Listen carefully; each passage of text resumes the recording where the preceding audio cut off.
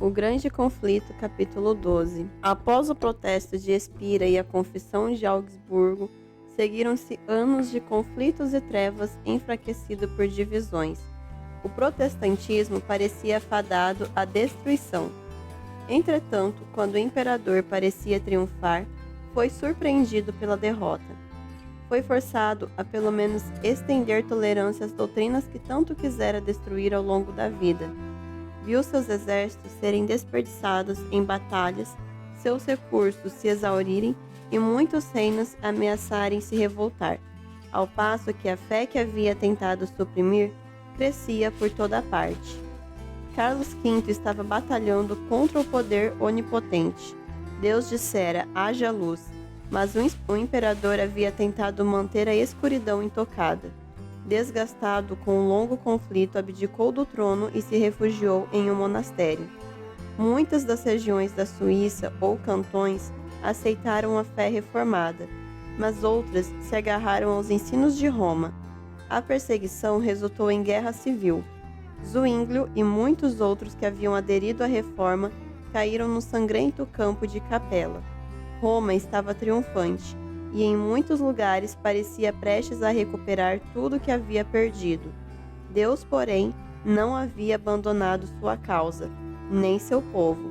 Em outras terras, levantou obreiros para levar a reforma adiante. Na França, um dos primeiros a receber a luz foi Jacques Lefebvre, professor na Universidade de Paris. Ao pesquisar literatura antiga, sua atenção se voltou para a Bíblia, e ele introduziu alguns alunos ao estudo do livro sagrado. Lefebvre havia começado a preparar a história dos santos e mártires, de acordo com as lendas da Igreja, e já tinha feito progresso considerável, quando, pensando que a Bíblia poderia ajudá-lo nesse projeto, começou a estudá-la. Ali realmente encontrou santos, mas não do tipo apresentado pelo calendário da Igreja Católica Romana. Desgostoso, deixou de lado a obra que ele mesmo havia se designado a fazer e passou a se dedicar ao estudo da Palavra de Deus. Em 1512, antes de Lutero ou Zwinglio haverem começado a obra da Reforma, Lefebvre escreveu: é Deus quem dá pela fé a justiça que somente pela graça nos justifica para a vida eterna. E, ao passo que ensinava que a glória da salvação pertence somente a Deus, também afirmava que o dever da obediência pertence ao ser humano. Alguns dos alunos de Lefebvre ouviram com atenção suas palavras e continuaram a declarar a verdade por muito tempo depois da voz do mestre se silenciar. Um deles foi Guilherme Farel, filho de pais religiosos e um devoto seguidor de Roma. Ele era zeloso em destruir todos aqueles que se opunham à igreja. Mais tarde contou: eu rangia os dentes como um lobo furioso, sempre que ouvia alguém falar algo contra o Papa. No entanto, a adoração aos santos, o culto em altares e o adorno de relicários santos com presentes não conseguiam levar paz a seu coração. A convicção do pecado veio sobre ele, e nenhum ato de penitência era capaz de extingui-la. Ele ouviu as palavras de Lefebvre: a salvação é de graça. É somente a cruz de Cristo que abre os portais do céu e fecha as portas do inferno. Por meio de uma conversão semelhante à de Paulo, Farel deixou a escravidão da tradição e passou a desfrutar a liberdade dos filhos de Deus. Em vez de ter o coração assassino de um lobo à espreita, ele voltou, segundo relata, tranquilamente como um cordeiro manso e inofensivo, com o coração totalmente afastado do Papa e entregue a Jesus Cristo. Ao passo que Lefebvre espalhou a luz para seus alunos, Farel saiu para pregar a verdade em público.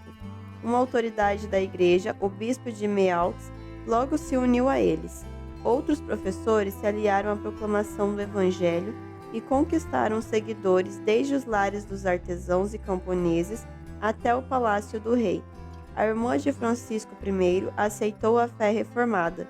Com grande esperança, os reformadores aguardavam com expectativa o momento em que a França seria ganha para o Evangelho, na língua francesa.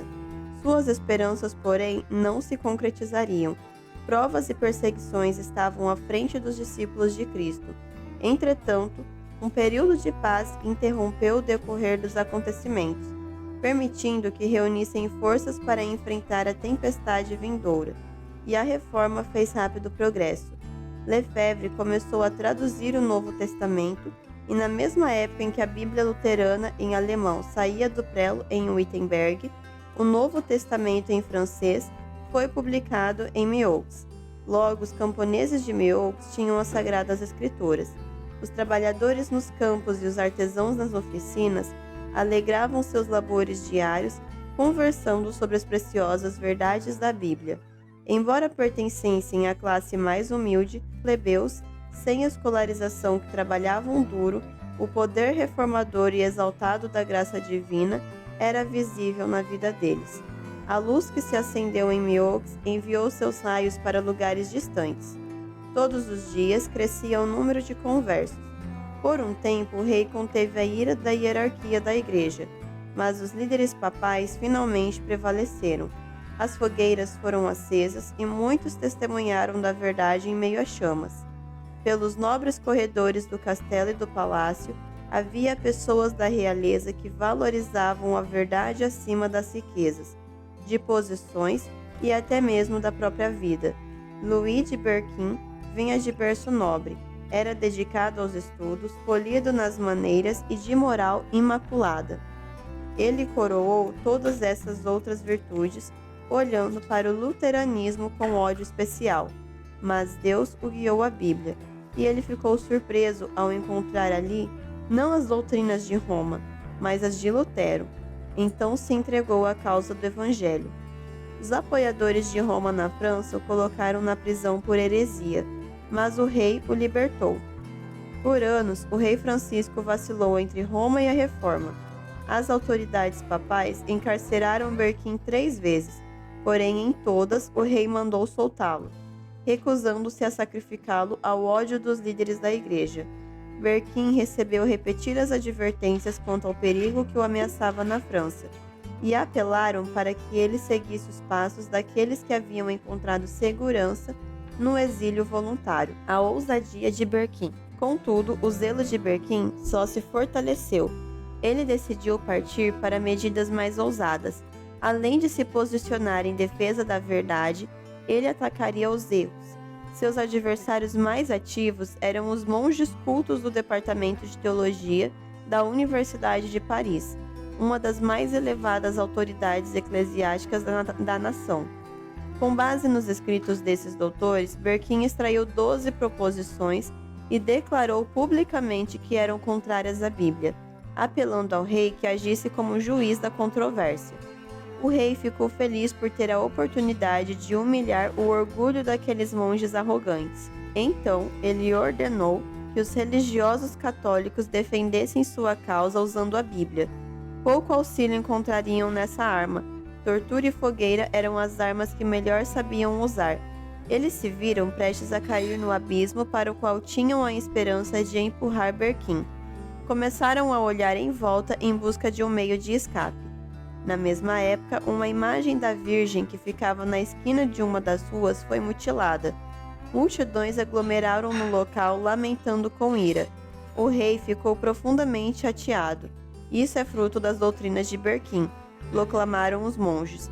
Tudo está prestes a ser lançado abaixo, a religião, as leis e o próprio trono, por essa conspiração luterana.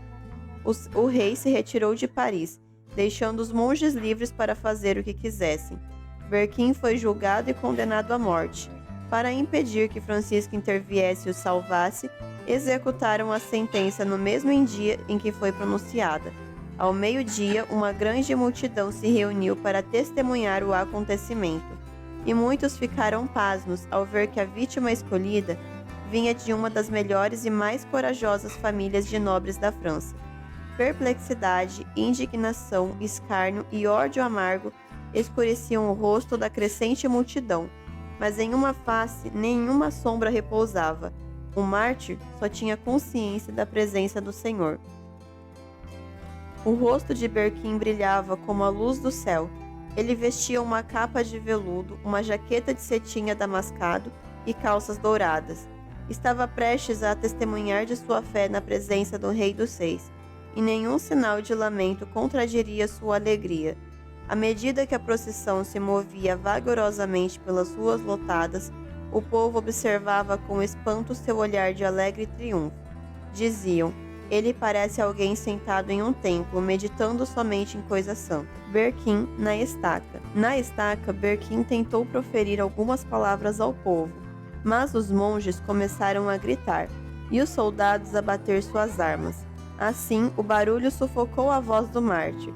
Dessa maneira, em 1529, a autoridade eclesiástica mais elevada da culta Paris deu ao populado da França revolucionária de 1793 o exemplo abominável de reprimir no cadafalso as palavras sagradas dos que estão à beira da morte.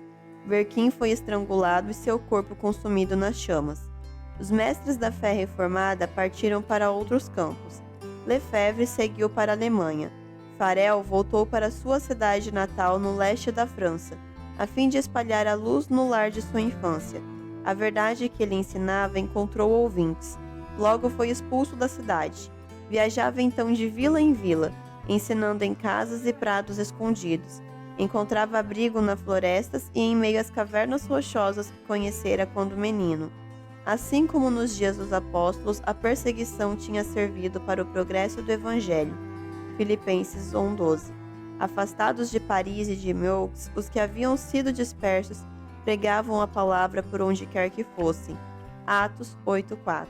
Dessa maneira, a luz encontrou caminho em muitas províncias remotas da França. Um grande homem. Em uma das escolas de Paris havia um jovem calado e pensativo, conhecido por sua vida irrepreensível, seu vigor intelectual e sua devoção religiosa. Sua inteligência e seu esforço o transformaram no orgulho do colégio, e as pessoas achavam que João Calvino se transformaria em um dos mais eficazes defensores da Igreja. Mas um raio de luz divina invadiu as paredes do escolasticismo e das superstições que envolviam Calvino. Olivetan, primo de Calvino, havia se unido à Reforma.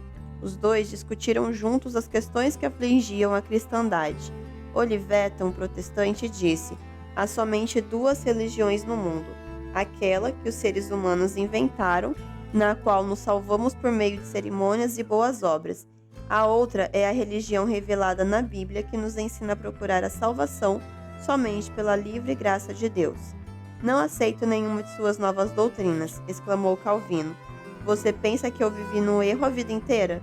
Todavia, quando ficou sozinho em seu quarto, Calvino pensou nas palavras do primo.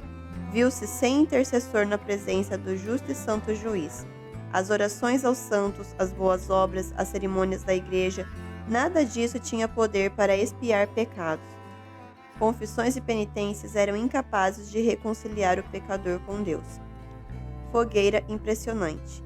Certo dia, quando por acaso estava em uma praça pública, Calvino testemunhou a queima de um herege. Em meio às torturas dessa morte horrenda e sob a terrível condenação da igreja, o mártir demonstrou fé e coragem, as quais o jovem estudante dolorosamente contrastou com o próprio desespero e a escuridão que sentia. Ele sabia que os hereges fundamentavam a fé na Bíblia. Decidiu estudá-la e descobrir o segredo da alegria deles. Nas Escrituras, Calvino encontrou a Cristo. Ó Pai, clamou. O sacrifício de Jesus aplacou tua ira. O sangue dele lavou minhas impurezas. Sua cruz tirou minha maldição. Sua morte fez expiação por mim. Tu tocaste meu coração para que eu me afastasse, em desgosto de todos os outros méritos, a não ser os de Jesus.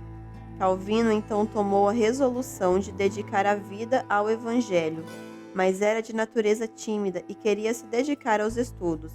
No entanto, os apelos fervorosos de seus amigos finalmente o fizeram concordar em se tornar professor público.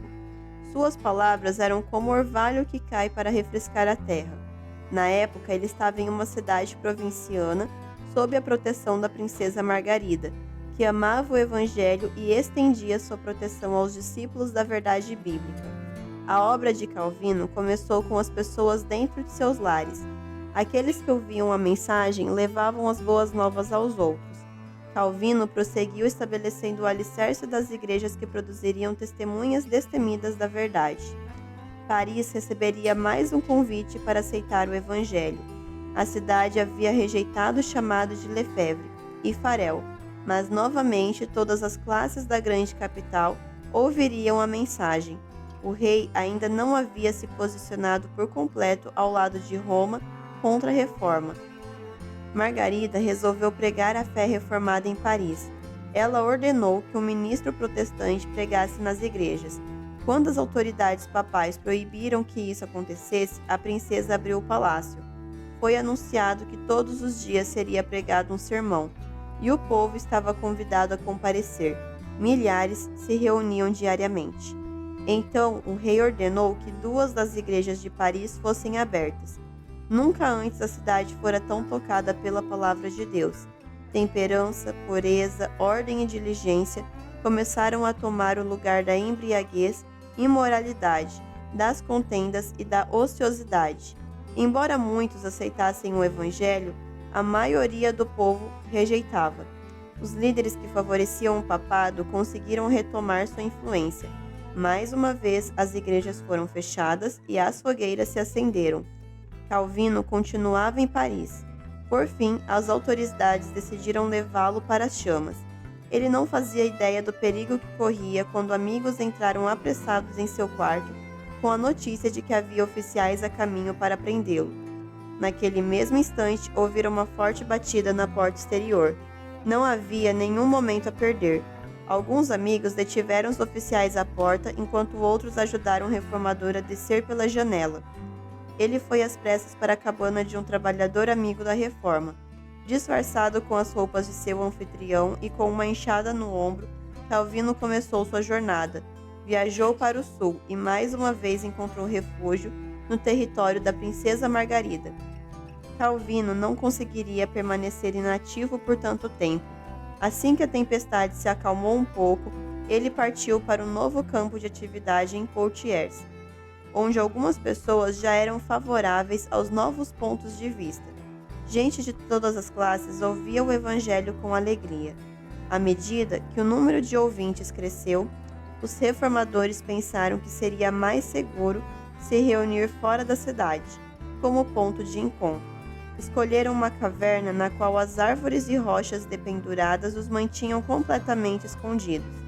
Naquele lugar recluso, eles liam e explicavam a Bíblia. Lá, os protestantes franceses celebraram a Ceia do Senhor pela primeira vez. Aquela pequena igreja enviou vários evangelistas fiéis para outros lugares. Mais uma vez, Calvino voltou para Paris, mas encontrou quase todas as portas fechadas para sua obra. Por fim, decidiu ir para a Alemanha. Logo depois que saiu da França, os protestantes enfrentaram problemas. Os reformadores franceses resolveram convocar a nação inteira, por meio de um golpe usado contra as superstições de Roma. Cartazes atacando a liturgia da missa foram espalhados por toda a França na mesma noite. Esse movimento zeloso, mas desprovido de sabedoria, deu aos católicos romanos o pretexto de que precisavam para destruir os hereges, classificando-os como agitadores perigosos para o trono e para a paz da nação. Um dos cartazes foi afixado na porta do quarto de dormir do rei. A ousadia sem precedentes de infiltrar essas mensagens chocantes na presença real deixou o monarca furioso. Ele expressou sua raiva nestas terríveis palavras: prendam sem distinção todos os suspeitos de luteranismo. Exterminarei todos. O rei decidiu colocar sua influência completamente ao lado de Roma. Reinado de terror. Um dos presos foi um homem pobre que muitas vezes tinha a incumbência de chamar os cristãos para as reuniões secretas. Ameaçado de morte imediata na estaca, ele recebeu a ordem de levar o emissário papal à casa de cada protestante da cidade. O medo das chamas tomou conta dele, e o homem concordou em trair seus irmãos. Morim, o detetive real, acompanhado do traidor, passou devagar e silenciosamente pelas ruas da cidade. Quando chegavam à casa de um luterano, o traidor fazia um sinal, mas não dizia nada. A procissão parava. Soldados entravam na casa, arrastavam a família para fora, acorrentavam seus membros, e o terrível séquito prosseguia em busca de novas vítimas. Morim fez a cidade inteira tremer. Foi um reinado de terror. As vítimas foram colocadas para morrer sob cruel tortura, com a ordem de abaixar o fogo a fim de prolongar a agonia, mas morreram como vencedoras, com o compromisso inabalado e a paz desanuviada.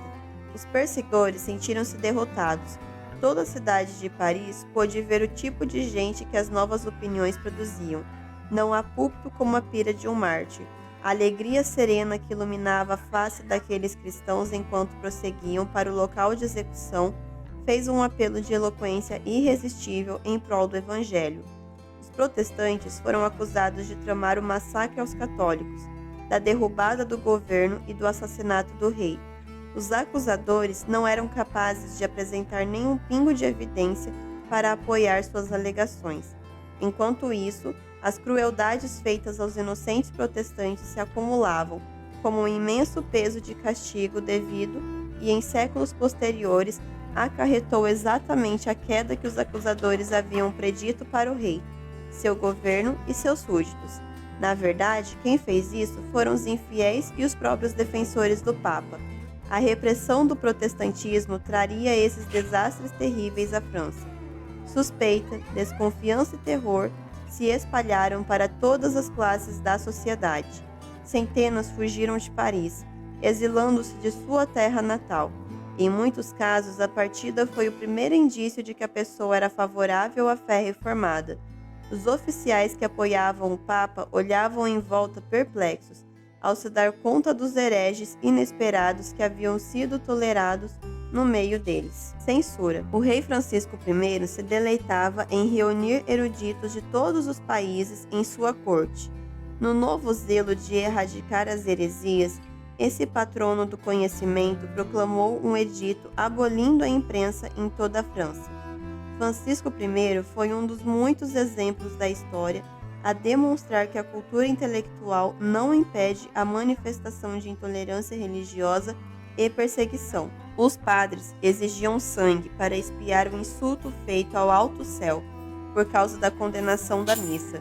O dia 21 de janeiro de 1535 foi escolhido para a terrível cerimônia. Na frente de todas as portas havia uma tocha acesa em honra ao Santo Sacramento. Antes do dia raiar, a procissão se formou no Palácio do Rei. O bispo de Paris levava a hóstia debaixo de um magnífico dossel, carregado por 4 príncipes da realeza. Após o anfitrião ia ao rei. Naquele dia, Francisco I não usou coroa, nem veste real. Diante de cada altar, ele se prostrava em humilhação, não pelos vícios que contaminavam sua alma, nem pelo sangue inocente que manchava suas mãos, mas pelo pecado mortal de seus súditos que haviam ousado condenar a liturgia da missa. O rei apareceu no grande saguão do palácio do bispo. Em palavras de tocante eloquência, lamentou o crime, a blasfêmia, o dia de tristeza e desgraça que tinham sobrevindo à nação. Então conclamou todos os súditos leais a ajudarem a erradicar a heresia mortal que ameaçava a França de ruína. Lágrimas embargaram sua voz e toda a assembleia chorou, exclamando em conjunto: viveremos e morreremos pela religião católica. A graça que traz salvação aparecera, mas a França, iluminada por seu brilho, lhe deu as costas, escolhendo as trevas em lugar da luz. Chamaram o mal de bem e o bem de mal, até caírem vítimas do próprio engano. Rejeitaram deliberadamente a luz que poderia salvá-los do engano e de manchar o coração com a culpa por sangue inocente. Mais uma vez a procissão se formou. A curta distância um dos outros, foram construídos cadafalsos, nos quais determinados cristãos protestantes seriam queimados vivos. Tudo foi organizado para que o fogo fosse aceso no momento em que o rei se aproximasse e a procissão parasse a fim de testemunhar a execução. Não havia hesitação por parte das vítimas. Quando pediram a um que se retratasse, ele respondeu: só creio naquilo que os profetas e apóstolos pregaram muito tempo atrás e no que todos os santos acreditaram. Minha fé tem uma confiança em Deus capaz de resistir a todos os poderes do inferno. Quando chegaram ao palácio, a multidão se dispersou. O rei e os oficiais da igreja se retiraram. parabenizando-se porque a obra continuaria até a heresia ser destruída por completo. O Evangelho da Paz que a França rejeitou realmente seria extirpado, mas as consequências seriam terríveis. Em 21 de janeiro de 1793, outra procissão passou pelas ruas de Paris. Mais uma vez, o rei era a figura principal. Mais uma vez, houve alvoroço e gritaria. Mais uma vez, o clamor por mais vítimas foi ouvido. Mais uma vez, houve cadafalsos negros. Mais uma vez, as cenas dos dias terminaram com execuções horrendas. Luís XVI, lutando contra seus carcereiros e capatazes, foi arrastado até o bloco e segurado à força até o machado cair e sua cabeça cortada rolar pelo cadafalso. Quase no mesmo lugar, 2.800 seres humanos morreram guilhotinados. A Reforma havia apresentado ao mundo a Bíblia aberta. O amor infinito revelara à humanidade os princípios do céu. Quando a França rejeitou o dom do céu, plantou as sementes da ruína. A operação inevitável de causa e consequência resultaram na Revolução Francesa e no reinado do terror. O ousado e zeloso Farel tinha sido forçado a fugir de sua terra natal para a Suíça. Todavia, continuou a exercer forte influência sobre a reforma na França. Com o auxílio de outros exilados, Farel traduziu os escritos dos reformadores alemães para o francês e, assim como a Bíblia, esses documentos eram impressos em grande quantidade. Vendedores itinerantes de livros vendiam as obras por toda a França. Farel começou sua obra na Suíça, exercendo o papel humilde de professor, introduzindo cuidadosamente as verdades da Bíblia. Alguns acreditavam em seus ensinos, mas os padres se levantaram para deter a obra e incitaram pessoas supersticiosas para se opor a ela. Esse não pode ser o Evangelho de Cristo, inflamavam os sacerdotes, pois sua pregação não traz paz, mas guerra. Farel prosseguia de vila em vila, suportando fome, frio e fadiga, arriscando a própria vida em todos os lugares. Ele pregava no mercado, nas igrejas e, às vezes, nos púlpitos das catedrais. Mais de uma vez foi espancado até quase morrer. Mesmo assim, continuava trabalhando, uma após a outra. Viu cidades e vilas que antes eram fortalezas do catolicismo abrir as portas ao Evangelho. Farel tinha o desejo de fincar o estandarte protestante em Genebra. Se essa cidade fosse conquistada, poderia se tornar o centro da reforma na França, Suíça e Itália. Muitas das cidades e dos vilarejos vizinhos já haviam se tornado protestantes. Com apenas um companheiro, entrou em Genebra, mas só recebeu permissão para pregar 2 sermões.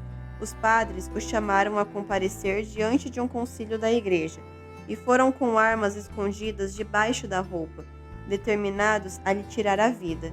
Reuniram uma turba furiosa para garantir sua morte caso conseguisse escapar do concílio. No entanto, a presença de magistrados e de uma força armada o salvou. No início da manhã seguinte, ele foi levado para o outro lado do lago, até um lugar seguro. Assim terminou seu primeiro esforço de evangelizar Genebra. A tentativa seguinte envolveu um instrumento mais humilde, um jovem de aparência tão simples que até os professos amigos da Reforma tratavam com frieza. O que alguém assim poderia fazer onde Farel tinha sido rejeitado? Deus escolheu o que para o mundo é fraqueza, para envergonhar o que é forte. 1 Coríntios 1:27. O professor. Fromente começou sua obra como professor. As verdades que ensinava às crianças na escola eram repetidas por elas em casa. Logo, os pais apareceram para ouvir o que a Bíblia explicava. Novos testamentos e folhetos eram distribuídos de graça. Depois de um tempo, Fromente também teve de fugir, mas as verdades que havia ensinado foram internalizadas na mente das pessoas. A reforma estava então plantada. Os pregadores retornaram e finalmente a adoração protestante foi estabelecida em Genebra. A cidade já havia se declarado favorável à reforma, quando Calvino entrou por suas portas. Ele estava a caminho de Basileia, mas foi forçado a fazer um desvio passando por Genebra. Farel reconheceu a mão de Deus naquela visita. Embora Genebra tivesse aceitado a fé reformada, A obra de regeneração precisava ser realizada pelo poder do Espírito Santo, não por decretos de concílios. Embora o povo de Genebra tivesse derrubado a autoridade de Roma, não estava tão pronto para renunciar aos vícios que haviam fincado profundas raízes durante o domínio católico. Em nome de Deus, Farel apelou solenemente ao jovem evangelista que permanecesse e trabalhasse ali. Calvino recuou alarmado. Ele não queria confrontar o espírito ousado e até mesmo violento dos habitantes de Genebra. Desejava encontrar um lugar tranquilo para estudar, onde pudesse instruir e edificar as igrejas por meio de material impresso, mas não ousou recusar. Parecia-lhe que a mão de Deus estava estendida do céu para tomar posse dele e o segurar para sempre no lugar de onde estava tão impaciente para sair. A trovoada da condenação. As condenações do Papa trovejaram contra Genebra. Como a pequena cidade seria capaz de resistir à poderosa hierarquia que havia forçado reis e imperadores a se sujeitar? Passados os primeiros triunfos da Reforma, Roma convocou novas forças para destruí-la. Criou a Ordem dos Jesuítas, o mais cruel, inescrupuloso e poderoso de todos os defensores do sistema papal. Amortecidos para as súplicas da afeição natural e com a consciência completamente silenciada, seus membros não reconheciam nenhum governo, nenhum laço a não ser os da própria ordem. O Evangelho de Cristo havia capacitado seus seguidores a suportar sofrimento, frio, fome, labuta e pobreza, exaltando a verdade em face da tortura, masmorra e fogueira. O jesuitismo inspirou seus seguidores com um fanatismo que lhes permitiu suportar perigos semelhantes e reunir todas as armas do engano contra o poder da verdade. Não havia crime grande demais a se cometer, nem engano vil demais para praticar, ou disfarce difícil demais para assumir. Seu objetivo calculado era derrubar o protestantismo e restabelecer a supremacia papal. Revestiam-se de uma aparência de santidade, visitando prisões e hospitais, cuidando dos doentes e pobres, levando sobre si o nome santo de Jesus, que andou fazendo bem. Contudo, debaixo do exterior imaculado, com frequência ocultavam intenções criminosas e mortais. Um princípio fundamental da ordem é o que o fim justifica os meios. Mentira, roubo, perjúrio e assassinato eram louváveis quando ajudavam a cumprir os objetivos da Igreja. Disfarçados, os jesuítas se infiltraram nos gabinetes de Estado, tornavam-se conselheiros reais e moldavam a política das nações. Tornavam-se servos a fim de desempenhar o papel de espias contra seus patrões. Fundavam faculdades para príncipes e nobres, bem como escolas para o povo comum. Atraíam os filhos de pais protestantes a observar os ritos católicos. Assim, a liberdade pela qual os pais trabalharam e sangraram era traída pelos filhos. Aonde quer que fosse um jesuíta, seguia-se um reavivamento católico. Para lhes dar maior poder, o Papa promulgou um decreto, reinstituindo a Inquisição. Mais uma vez, as autoridades da Igreja estabeleceram esse terrível tribunal e atrocidades terríveis demais para ver a luz do dia foram repetidas em suas masmorras secretas. Em muitos países, milhares dos melhores da nação, os mais intelectuais e eruditos, foram mortos ou forçados a fugir para outras terras. Vitórias. Roma usava métodos como esses para apagar a luz da reforma e restaurar a ignorância da Era das Trevas. No entanto, pelas bênçãos de Deus e os esforços de homens nobres que ele levantou para seguirem Lutero, o protestantismo não foi derrubado. O movimento não devia sua força ao poderio militar dos príncipes. As nações mais humildes e menos poderosas se tornaram sua fortaleza.